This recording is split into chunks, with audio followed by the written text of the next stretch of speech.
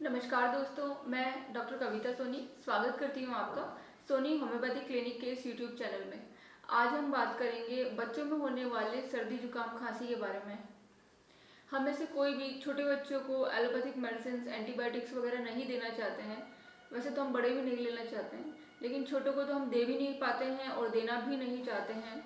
और सर्दी जुकाम वगैरह तो क्या है, लाइफ टाइम चलता ही रहता है। तो हम हमेशा यही चाहते हैं कि हमारे बच्चे इसके लिए इम्यून हो, उनके इम्यून सिस्टम में इतनी स्ट्रेंथ हो, इतनी पावर हो कि ये छोटे मोटे मौसम के बदलाव को आसानी से झेल सकें।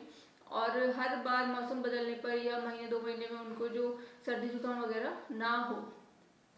सर्दी जुकाम का केसेस तो क्या है, ज़िंदगी भर चलते रहते हैं। तो हम हमेशा यही चाहते हैं कि बच्चे की जो है इम्यून सिस्टम में इतनी पावर हो, इम्यून सिस्टम इतना मजबूत हो कि ये मौसमी बदलाव को आसानी से झेल सके और छोटे मोटे सर्दी जुकाम हो ही ना, या हो तो बिना किसी इंटरवेंशन के अपने आप ही ठीक हो जाए।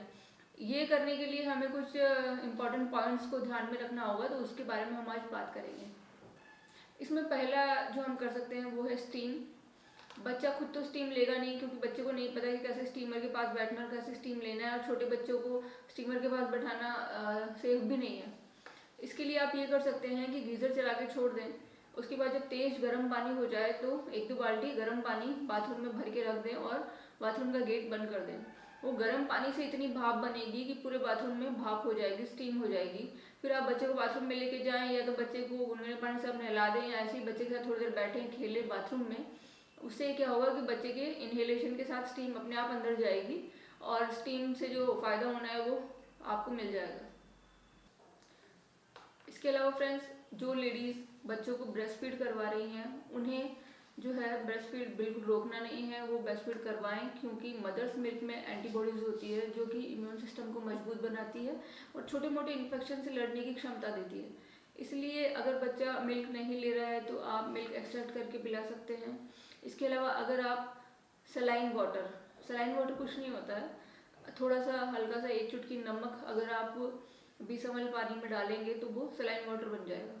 तो आप थोड़ा सा पानी, नमक मिला हुआ, थोड़ा सा हल्का सा नमक मिला हुआ पानी की 1-1 ड्रॉप अगर बच्चे के नोज़ पे, बच्चे को लेटा के बच्चे के नोज़ में डालते हैं 1-1 बूंद ड्रॉपर से, तो क्या है कि पानी नीचे जाएगा। उसके साथ में अगर कफ वगैरह थोड़ा बहुत है तो अटका हुआ, तो वो भी नीचे हो जाएगा। तो एयरवे जो है वो क्लियर हो जाएगा, जिससे कि क्या है कि बच्चे को निगलने में आसानी होगी, बच्चा फिर दूध पीने में बच्चे को आसानी होगी। तो आप सलाइन वाटर जो है 1-1 ड्रॉप डाल सकते हैं कुछ भी खिलाने पिलाने से पहले, इन केस बच्चे को अगर जुकाम है तो इस कंडीशन में सलाइन वाटर बहुत हेल्पफुल होगा।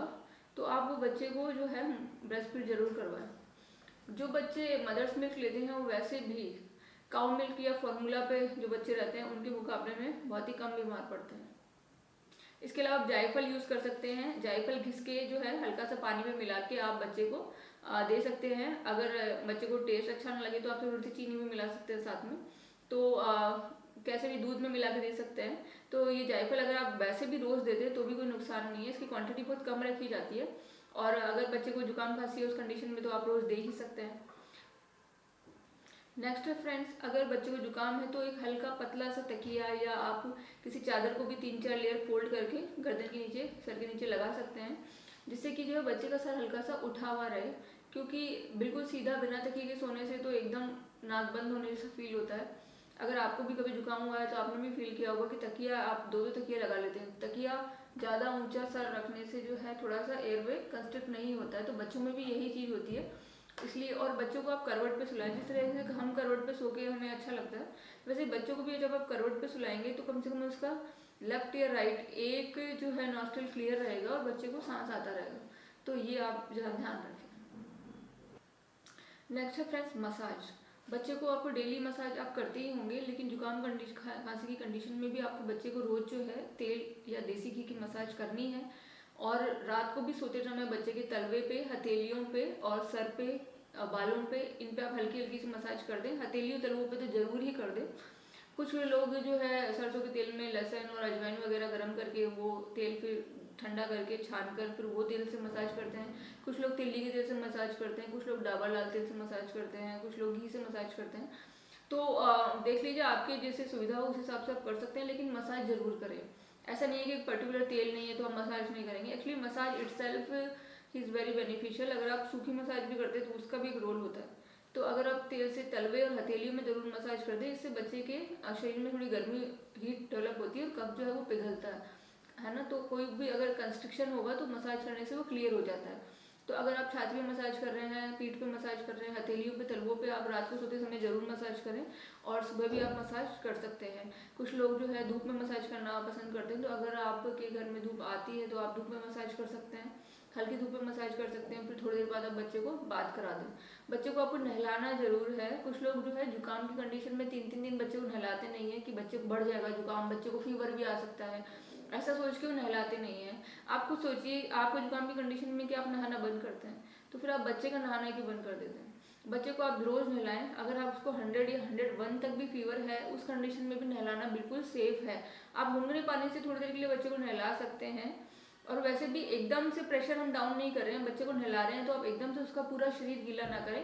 पहले सिर्फ उसके पैरों में पानी डालें, पैरों में थोड़ी देर 5 मिनट पैरों में ही पानी डालें। फिर उसके बाद जब बच्चा थोड़ा कंफर्टेबल हो तो आप फिर उसके गर्दन तक पानी डालें। और बच्चे को अगर आपको ठीक लग रहा है तो आप सर में पानी डालें, या फिर आप बिना सर में पानी डालें सिर्फ गर्दन तक भी नहला सकते हैं। लेकिन आपको बच्चे को नहलाना जरूर है। फिर इन केस 100 तक भी फीवर है तो आपको पैरासीटामोल या और कोई जो है टेम्परेचर डाउन करने की दवाई देने के सिवाय आपको ये करना चाहिए कि बच्चे को जो है गीले कपड़े की पट्टी निचोड़ के, पानी में भिगो के निचोड़ के उसको आप सर पे लगाइए और गर्दन पे लगाइए, और हो सके तो पेट पे भी थोड़ा सा लगाइए। इससे क्या होगा, टेम्परेचर ग्रेडियंट डेवलप होगा कि यहाँ पे हमने पट्टी लगाई है, यहाँ पे ठंडा होगा, फेस थोड़ा गर्म होगा, फिर गर्दन पे पट्टी लगाई, यहाँ पे ठंडक होगी, छाती में थोड़ा गर्म होगा, और फिर पेट पे वापस ठंडा होगा, और फिर पैरों में गर्म होगा। इस तरह से हमने कई टेम्परेचर ग्रेडियंट जो है इसमें बना दिए। तो टेम्परेचर ग्रेडिएशन होने के कारण जो है ब्लड फ्लो बढ़ता है, और ब्लड फ्लो बढ़ता है तो शरीर में थोड़ा ताकत महसूस होती है, एनर्जी महसूस होती है। तो ब्लड जो है वो अपने साथ सारे न्यूट्रिएंट्स लेके चलता है, तो ब्लड फ्लो जितना ज़्यादा होगा बच्चा उतना एनर्जेटिक फील करेगा और जल्दी ठीक होगा, और टेम्परेचर भी जल्दी डाउन आ जाएगा। तो टेम्परेचर डाउन करना हमारा एक मेन उद्देश्य नहीं है। हमारा उद्देश्य बच्चे को फील गुड होना चाहिए। कोई भी जब ट्रीटमेंट का प्रोसेस चलता है तो क्योर के प्रोसेस में जो पहली चीज़ नोट की जाती है वो है फीलिंग ऑफ वेलबींग। हमें सबसे पहले अच्छा महसूस होने लगा है तो हम ठीक हो रहे हैं। और अगर आप सिर्फ टेम्परेचर डाउन कर रहे हैं, बच्चा और डल हो रहा है, तो फिर वो ठीक थोड़ी हो रहा है। आपने सिर्फ एक टेम्परेचर डाउन किया है। बच्चे को सबसे पहले जो चीज़ महसूस होनी चाहिए वो है गुड फीलिंग।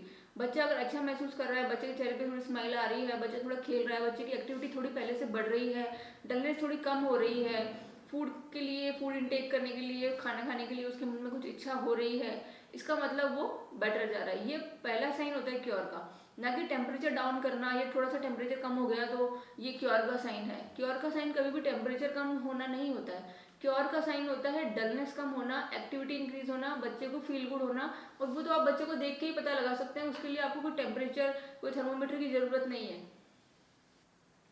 तो अगर आपका बच्चा बीमार है तो आप ये चीज़ पे ध्यान दीजिए कि बच्चा जो है कल से आज में एक्टिविटी वाइज कैसा है, उसकी एक्टिविटी कल से आज बेटर है कि नहीं है। अगर उसकी एक्टिविटी कल से बेटर है और टेम्परेचर आधा डिग्री ज़्यादा है तो भी ये गुड साइन है। जबकि टेम्परेचर 1 डिग्री कम है और डलनेस बढ़ गई है तो ये गुड साइन नहीं है। तो क्योर का प्रोसेस क्या है, हम फॉलो अप कैसे करते हैं, हम कैसे जानते हैं कि अब जो है पहले दिन इसको जुकाम खांसी था तो अब दूसरे दिन ये बेटर है या वर्स है, ये पहले से बेटर है, दवा काम कर रही है, या फिर इसकी इम्यूनिटी काम कर रही है, ये ठीक हो रहा है या पहले से डाउन जा रहा है। तो ये तय कैसे होता है, ये तय हमेशा एक्टिविटी लेवल से होता है, ना कि टेम्परेचर से। क्योंकि आजकल जो है लेडीज जो जिनके बच्चे थोड़ा सा भी जुकाम खांसी होता है, हल्का सा भी गर्माहट में 99 पे हो जाता है तो उन्हें ऐसा लगता है कि 99 फीवर हो गया। 99 को तो फीवर बोलना ही गलत है, 99 कोई फीवर नहीं होता है। या 100 फीवर हो गया, 100 फीवर बहुत ही नॉर्मल चीज़ है, 1-आधा डिग्री सेंटीग्रेड ऊपर नीचे होता रहता है। इसके लिए आपको कोई टेम्परेचर डाउन करने के लिए कोई एलोपैथिक दवाई देने की ज़रूरत ही नहीं होती है। नहीं तो बच्चे का जो है खुद की इम्यूनिटी से ही ये चीज़ें ठीक हो जाती है। इसीलिए जो है अगर आपको ऐसा लगे कि बच्चे में हल्की सी गर्माहट है तो आप गीले कपड़े की पट्टी जो है वो थोड़ी देर के लिए सर पे, गर्दन पे, पेट पे रख सकते हैं। कई लेडीज़ को ऐसा लगता है कि गीले कपड़े की पट्टी रखेंगे, पानी लगाएंगे तो और ज़्यादा जुकाम बढ़ जाएगा। ऐसा कुछ भी नहीं है। कई बार क्या है कि ऐसा हमको महसूस होता है कि ज़्यादा जुकाम हो रहा है, एक्चुअली क्या म्यूकस बाहर निकल रहा है, तो जुकाम बढ़ा नहीं है। एक्चुअली क्या बॉडी खुद को क्लियर तो करेगी, जुकाम या तो गले से नीचे उतर जाएगा, पेट में चले जाएगा, या फिर नाक या मुंह से बाहर निकलेगा। तो दोनों ही कंडीशन बेटर है, बजाय इसके कि बच्चे के अंदर जो है कफ अटका रहे। उससे तो बेटर है कि कैसे ना कैसे करके कफ बाहर निकल जाए। तो आप बिल्कुल निश्चिंत रहिए, गीले कपड़े की पट्टी थोड़ी देर के लिए सर पे लगाने से किसी का भी टेम्परेचर कम हो जाता है और किसी को भी जुकाम उससे बढ़ता नहीं है। तो आप इस चीज़ के लिए निश्चिंत रहें। जुकाम खांसी होने की कंडीशन में अगर बच्चे की भूख थोड़ी कम हो जाती है तो ये नॉर्मल है, क्योंकि बच्चे की जो है इंटरनल पावर जो है, बच्चे की इम्यूनिटी जो है वो पूरी तरीके से बच्चे को वापस ठीक करने में लगी हुई है। तो उस कंडीशन में आप डाइजेस्टिव सिस्टम पे ज़्यादा वजन न डालें कि आप बच्चे को ज़बरदस्ती खिला रहे हैं। बच्चे की पूरी पावर फिर जो है एनर्जी खाना पचाने में ही चली जाएगी। ऐसा कुछ नहीं है, बच्चा अगर एक दिन कम खाना खाएगा तो उससे कोई फर्क नहीं पड़ेगा। इसलिए जो है बच्चा अगर कम खा रहा है तो उसको ज़बरदस्ती खाना नहीं खिलाएं कि भाई खाना ही पड़ेगा, ज़बरदस्ती ठूस ठूस के खाना खिलाने की कोशिश बिल्कुल ना करें। इस कंडीशन में हमें भी अगर जुकाम खांसी होती है तो हम भी कम ही खाना खाते हैं। तो अगर बच्चा कम खाना खा रहा है तो that is perfectly all right. Friends, अब हम बात करते हैं होम्योपैथिक मेडिसिन के बारे में। होम्योपैथिक में एज पर सिम्टम्स बच्चे को जो है अलग अलग दवाइयाँ दी जा सकती है, पर वो सिम्टोमेटिक होंगी। साधारण खांसी जुकाम जो कि कभी कभी होता है उसके लिए कॉन्स्टिट्यूशनल दवा की जरूरत नहीं होती है, इस टाइम सिम्टोमेटिक दवाई दी जा सकती है। इसमें आर्सेनिक है, ब्रायनिया है, कैमोमिला है, फेरमफॉस है, काफ़ी सारी दवाइयाँ और भी आती हैं जो कि सिम्टम्स के हिसाब से ही दी जाती हैं। पर फेरमफॉस जो है वो हर बच्चे को दी जा सकती है। फेरमफॉस 6X जो है ये होम्योपैथिक स्टोर पे आपको अवेलेबल हो जाती है। तो ये आप किसी भी इन्फेक्शन की कंडीशन में आप दे सकते हैं। इसकी एक एक गोली जो है दिन में 3 से 4 बार दी जा सकती है। ये हर तरीके के इन्फेक्शन में बहुत ही अच्छा काम करेगी, इसके कोई साइड इफेक्ट्स नहीं होते हैं। इसके अलावा जो पोटेंटाइज मेडिसिन होती है जैसे आर्सेनिक, ब्रायनिया, कैमोमिला और भी नक्सवामिका, कई सारी दवाइयाँ आती हैं जो कि जुकाम की कंडीशन में दी जा सकती हैं, पर वो सिम्टोमेटिकली दी जाती है। तो वो आप डॉक्टर से किसी अच्छे कंसल्ट करें और उस हिसाब से फिर वो डॉक्टर ही तय करें कि भाई बच्चे को क्या क्या दवाई किस रिपीटिशन किस पोटेंसी में दी जानी चाहिए। फ्रेंड्स, तो आज हमने जुकाम खांसी के बारे में बात की कि छोटे बच्चों को जुकाम खांसी की कंडीशन में किस तरीके से ट्रीटमेंट किया जा सकता है। यदि आपको मेरा वीडियो पसंद आए तो आप मेरे चैनल पे हेल्थ से रिलेटेड और वीडियोस भी देख सकते हैं और आप मेरे चैनल को सब्सक्राइब कर सकते हैं। आप बेल आइकन को भी हिट करिए जिससे कि आपको आगे आने वाले वीडियोस के नोटिफिकेशंस मिलते रहेंगे। हम आगे और हेल्थ के बारे में बात करेंगे। नमस्कार।